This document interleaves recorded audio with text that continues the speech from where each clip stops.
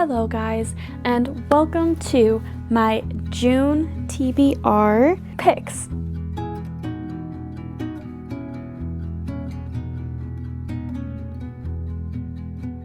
And I got you guys involved this time. Last month I did a makeup picks my TBR, and it was honestly, in my opinion, really fun, and it's something I definitely want to do again, but I feel like I wanted to do something a little different this month and let you guys be involved, because I feel like my Instagram followers and my people that I follow on Instagram are very similar to me in the way that they read, and I felt like they would have really good suggestions. But there is a twist.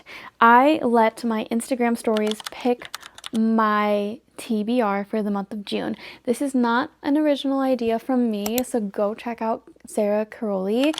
Her channel is amazing. I have followed her for years. She is the reason I'm doing this today and the reason why I am so invested in books again. And I have always loved her videos where she lets her Instagram stories pick her books. And what she does is she covers the book. She puts two books on there with a poll. She covers the book with a color, and she puts an emoji on it. And she lets you choose them based off of the vibes of those emojis and the colors. And I personally have always loved watching them on her Instagram stories and picking for her, and also just watching them on her YouTube. And so I decided I wanted to do the same thing because I have always wanted to do it personally, and I'm super excited to see that you guys all did engage so much on these Instagram stories. I didn't know if you guys really would eat it up, or if I'd only have 4 people on there voting for me, including my boyfriend, because he's always on there. So it really is just cute, right? But I was so excited to see that you guys actually voted so well on them. It's amazing. So anyway, I am going to be doing the same thing. I put these polls up yesterday, and I just screenshotted the results of each one, and if they were very close in their polling, I would have went down to the number of which one is which, but you guys literally landslided them. So I feel like I didn't even have to super dig into how many exact votes were there, which was so exciting. So I'm going to show you all of the books that were in there, the ones I did choose, or the ones that you did choose, and then the ones you didn't choose, and we'll see what I'm going to be reading for the month of June.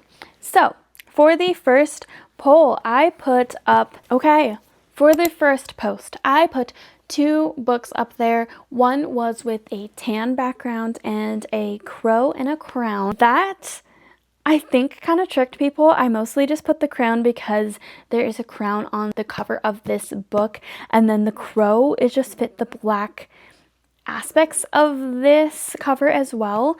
And it was a tan background, and that cover represented the Cruel Prince.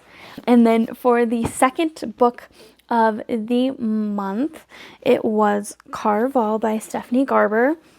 This one I represented with a burgundy background and a ticket and a Ferris wheel. So I feel like that was pretty spot on for what this kind of is, because it's like an admit one type of thing.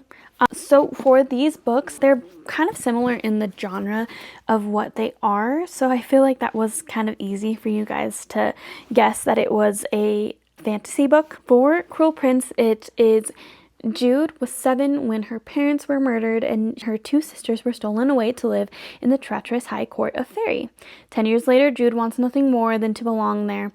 But many of the Fae despise humans, especially Prince Cardan, the youngest and wickedest son of the High King. To win a place at the court, Jude must defy them and face the consequences. So, very excited to read that if that is one that you guys choose. And then I also did Carval. This one represented that burgundy background with the ticket and the Ferris wheel. I thought the ticket felt pretty accurate for this, since there is a ticket on the back and it gives a Ferris wheel vibe here on the cover. So that is why I chose that. This one was on my TBR list last month as well. I did not My makeup did not pick it, so I didn't read it, but I was super excited to hopefully get this. This one is, she has hoped and dreamed to get a ticket to Carnival for most of her life, and Scarlett is her name. Scarlett's father has arranged a marriage for her, and Scarlett thinks her dreams of seeing Carnival, the far away, once a year performance where the audience participates in the show, are over. So seeing her get that ticket to Carnival and what she goes through when she's inside. So for this, you guys chose Cruel Prince in a landslide. It was 70% for this one and 30% for this one. So I will be reading Cruel Prince, and I'm actually super excited because it was on my TBR last month and I did not read it. It was the one book on my TBR that I did not get to, so actually excited just to get it over with. But I'm also excited just to read it because I've heard really good things about it and everyone wants me to read it. So we will be reading Cruel Prince. For the next one, I did a fuchsia-ish background for one of the books, and then I put a wilting rose in a mirror. That book, I didn't really know what to do for the emojis when I chose it, so I ended up just choosing the rose because there's a rose on the cover of Flawless. Flawless by Elsie Silver is the book that represents that fuchsia square, and then I didn't know what else to put for the second emoji, so I put a mirror. There's really no rhyme or reason to why I chose that. And then for the second book, I did a camera and a pink heart over a light buttery yellow background. And that represented Just for the Cameras by Megan Quinn. Flawless by Elsie Silver is about a professional bull rider. We're getting into the cowboy aspects of Chestnut Springs here. The golden boy, or at least he was until it all blew up in his face after a public brawl. Now his agent says he has to clean up his image and sticks Rhett, I was excited to read Rhett, with his ball-busting daughter for the rest of the season as full-time supervision. But Rhett doesn't need a goddamn babysitter, especially one with skin-tight jeans, a sexy smirk, and a mouth she can't stop running, a mouth he can't stop thinking about. And he quickly learns that Summer Hamilton isn't just another conquest. She sees the man behind the mask, and she doesn't run, she pulls him closer, even when she shouldn't. Summer says this means nothing. Rhett says this means everything. She says there are boundaries they shouldn't cross, that Rhett's reputation can't take any more hits, and neither can her damaged heart. Rhett says he's going to steal it anyway.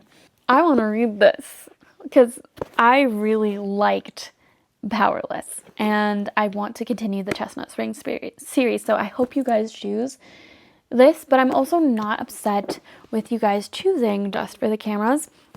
This is by Megan Quinn. I'm excited for this. They're faking it for the cameras, but what if the sparks are real? Graydon St. John doesn't do drama or public appearances. The brooding defensive end for the San Francisco Foghorns prefers silence, solitude, and avoiding headlines. But when sports-wide PR scandal forces him into a media stunt at the city zoo, he's suddenly face-to-face with squawking birds, noisy fans, and a zookeeper who seems to hate his guts on sight. I would be happy with either of these books. So we're going to see your results. Ooh, I honestly thought you guys were going to choose this one based off of the buttery yellow background and how popular buttery yellow is. But it looks like you guys actually chose this one. It was a 68% chance or 68% win on this one and a 32% chance on this. So you guys chose Flawless by Elsie Silver. That was an exciting one. Next one, I did to throw you off because these genres have nothing to do with each other. And quite frankly, they are very opposite. So I wanted to see what vibes you would go. I did a orange background with a rocket ship and a skyline of a city in daylight. And with the orange background, and that book represented Atmosphere by Taylor Jenkins Reid. Now, I'm excited because I added this to my TBR during Christmas time. I got this for Christmas and I have wanted to read it, but I've been so scared because of how many people are obsessed with this book. and I don't want to hurt anyone's feelings if I don't like it, but I know I will because it's Taylor Jenkins Reid. So I added it to my TBR this month because I've been highly anticipating this and I'm finally ready to read it. So that represented the orange with the rocket ship and the skyline. So this book is Joan Goodwin has been obsessed with the stars for as long as she can remember. She is content with her life as a professor of physics and astronomy, as aunt to her precocious niece, Frances, until she comes across the advertisement seeking the first woman scientist to join NASA's Space Shuttle program. Suddenly, Joan burns to be one of the few people to go to space. Selected from the pool of thousands of applicants in the summer of 1980, Joan begins training at Houston's Johnson Space Center along with an exceptional group of fellow candidates: Top Gun pilot Hank Redmond and scientist John Griffin, easygoing even when the stakes are high mission specialist Lydia Danes, who has worked too hard to play nice, warm-hearted Donna Fitzgerald navigating her own secrets, and Vanessa Ford, the magnetic and mysterious aeronautical engineer who can fix any engine and fly any plane. As they become unlikely friends, prepare for their first flights, Joan finds a love she never imagined. In this new light, Joan begins to question everything she thinks she knows about her place in the observable universe. Then, in December 1984, on mission STS-LR9, it all changes in an instant. Fast-paced, thrilling, emotional atmosphere by Taylor Jenkins Reid at her best, telling a passionate and soaring story about the transformative power of love, this time among the stars. Oh, I've never actually read the description of this. I knew what it was about, but I didn't read the description, and the description makes you want to read it so bad. So even if I don't get this in the poll, I still might end up reading it just because that sounds exciting. So yeah, that was the first book on this. And then the second book, I put a dark purple background with a purple flower. I think it's a purple hydrangea. And then I did a dagger. Very different vibes than the rocket ship and the skyline. But this book represented A Touch of Darkness by Scarlett St. Clair. Very different, right? Yeah, this book, we'll start with the quote at the top. "Let me worship you," he said. His request felt sinful and devious, and she reveled in it. She answered, "Yes. Persephone is the goddess of spring, in title only. Since she was a little girl, flowers have only shriveled at her touch. After moving to New Athens, she hoped to lead an unassuming life disguised as a mortal journalist. All of that changes when she sits down in a forbidden nightclub to play a hand of cards with a hypnotic and mysterious stranger. Hades, god of the dead, has built a gambling empire in the mortal world, and his favorite bets are rumored to be impossible, but nothing has ever intrigued him as much as the goddess offering him a bargain he can't resist. After her encounter with Hades, Persephone finds herself in a contract with the god of the dead, and his terms are impossible. Persephone must create life in the underworld or lose her freedom forever. The bet does more than expose Persephone's failure as a goddess, however. As she struggles to sow the seeds of her freedom, love for the god of dead grows, a love that is both captivating and forbidden. I'm happy with either of the decisions that you guys make for this because I really want to read Atmosphere, but I also am so fine with us reading A Touch of Darkness. Both of these have been on my TBR for quite some time. This has been on my TBR for a while now. I'm excited to read either of these. So let's see what you guys chose. Oh, okay.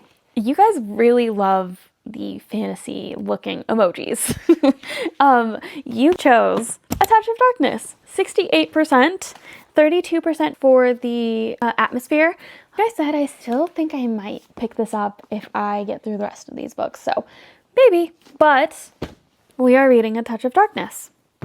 Okay, books. I decided to do 5 books total for my TBR, so then I can also read some of the other books that I'm already currently in and continuing in series, because I'm currently reading Keeping 13 and Queen of Shadows. So I definitely wanted to get through those. So I did not choose as many for my TBR this month, You guys did not choose as many for my TBR this month. The slide, I did a bright blue background with a calendar and a star. And this one represents the 7-day slip, the 7-year slip by Amy Poston. Oh, Ashley Poston. And highly anticipated read. Many people cherish this book, and I started it. I got about this far through, and I guess I just wasn't in the mood to read it at that time.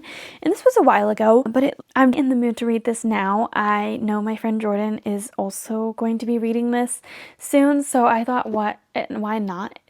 This is a great time to add this to my TBR. This is about same place, different time. Sometimes the worst day of your life happens, and you have to figure out how to live after it. For Clementine West, that means burying her head in her work as a book publicist, being practical and forgetting the silly things her beloved aunt, Analia, taught her, like living wide and chasing the moon. Clementine would rather stay grounded and keep her heart safe. For the last 6 months, she's done just that. But when she moves into her late aunt's apartment and finds a strange man standing in the kitchen, a man with kind eyes, a southern drawl, and a taste for lemon pies, her well-laid plans begin to fall apart, because he's the type of man who, before it all, she would have fallen head over heels for, and she still might, except he lives in the past, 7 years in the past to be exact, and she quite literally lives 7 years in the future. Her aunt always said the apartment was a pinch in time, a place where moments blended like watercolors. She also said that love is never a matter of time, but a matter of timing. And Clementine fears she may be 7 years too late. Oh, I love reading descriptions sometimes because it just pulls you back into like why I chose the book. And Ashley Poston just writes books like this. And I love a good time slip. I feel like the impractical loves are always the ones that hit hardest, especially ones that could potentially be so heartbreaking. And so I would be really excited to get this book this month. Now, I did the same thing I did for the last one. Very different vibes for the books that I put on this slide. The next one, I did a purple umbrella with a black circle with a very dark purple background. And that book represents Neon Gods by Katie Robert. This is a book that I just got. Me and Jordan did a book swap in our last video.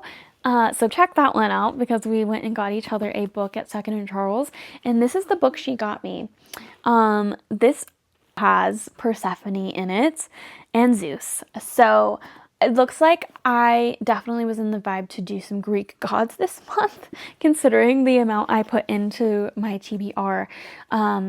He was supposed to be a myth, but from the moment I crossed the river Styx and fell under his dark spell, he was quite simply mine. Society Persephone Demetrio plans to escape the ultra-modern city of Olympus and start over far from the backstabbing politics of the 13 houses. But all of that's ripped away when her mother ambushes her and her engagement with an engagement to Zeus, the dangerous power behind their glittering city's dark facade. With no options left, Persephone flees to the forbidden Undercity, makes a devil's bargain with a man she once believed a myth, a man who awakens her in a world she never knew existed. Hades has spent his life in shadows, and he has no intention of stepping into that light, but when he finds that Persephone offer a little slice of revenge he's spent years craving, it's all the excuse he needs to help her for a price. Yet every breathless night spent tangled together has given Hades a taste for Persephone, and he'll go to war with Olympus itself to keep her close. So clearly both books about Persephone and Hades. We'll see if I get this. I would honestly like these are all books that I chose that are really on my high on my radar, so I'm really cool with either one. Now I'm kind of hoping I get 7 Year Slip, just because this is another Hades and Persephone retelling, and I'm already reading one this month that's like that. But hey, might be good to compare them and see how much I like of each of them and what ones I'm not have great feelings towards. I'm gonna love them both. I know I will, but we'll see which one actually goes if I end up getting this. So check the results. Okay. Oh, You guys chose neon gods. I should have known. You guys, I feel like all of my people on my Instagram are very much fantastical people, and I should have known you guys would have chose the fantasy emojis.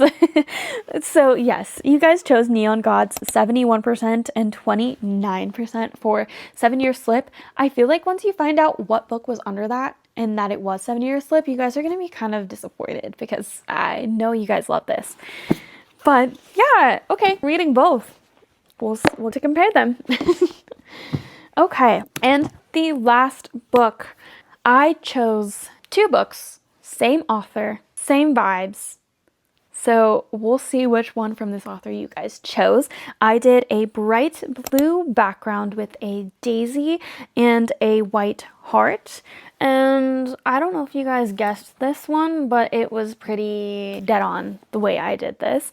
I chose Things We Never Got Over by Lucy Score.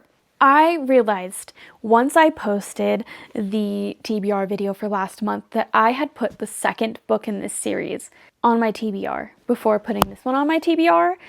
So I realized I should fix that this month and choose the first book in this series. So I did that for the blue background with the daisy and the white heart.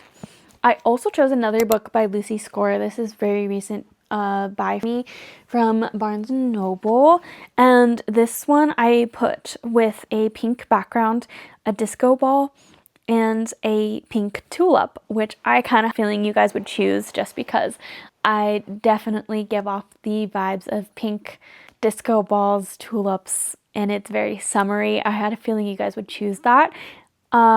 So Score Mistakes Were Made with a disco ball on the cover. That's why I did that. I did pink because the letters are pink, and I did a flower just because it fit the vibes. So Naomi is on the run, not just from her fiance and a church full of well-wishers, but from her entire life. Although if you ask her, Naomi's riding to the rescue of her estranged hot mess twin, Tina, to knock him out. These words are tripping me up. I'm having a stroke. Okay. Tina knocked out a rough around the edges town where disputes are settled the old-fashioned way, with fists and beer, usually in that order. Too bad for Naomi, her evil twin hasn't changed at all. After helping herself to Naomi's car, Tina leaves behind something unexpected. The niece Naomi didn't know she had. Now, she's the guardian to an 11-year-old going on 30 with no car, no money, and no plan. There is reason this bearded bad boy barber doesn't get involved with high-maintenance women, especially not type A romantic ones. But since Naomi's life imploded right in front of him, the least Knox can do is help her out of the jam. And just as soon as she stops getting into new trouble, he can leave her alone and get back to his quiet life. At least that's the plan. So that is Things We Never Got Over.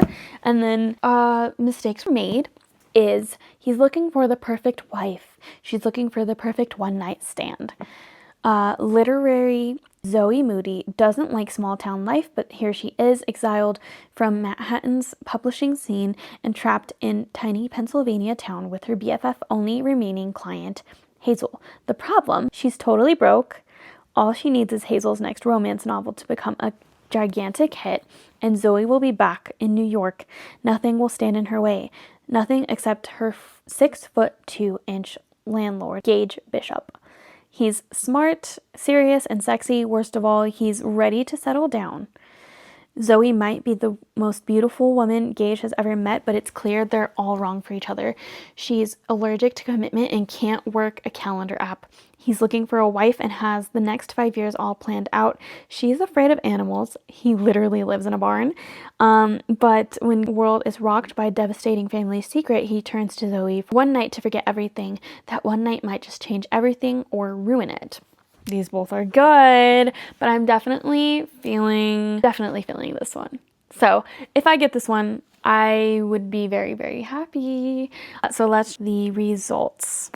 Oh, this is actually one of the only ones that is pretty close in the ratings. You guys kind of did ones in a landslide, but this one won. So I'm super excited about that because I wanted this one. Mistakes Were Made.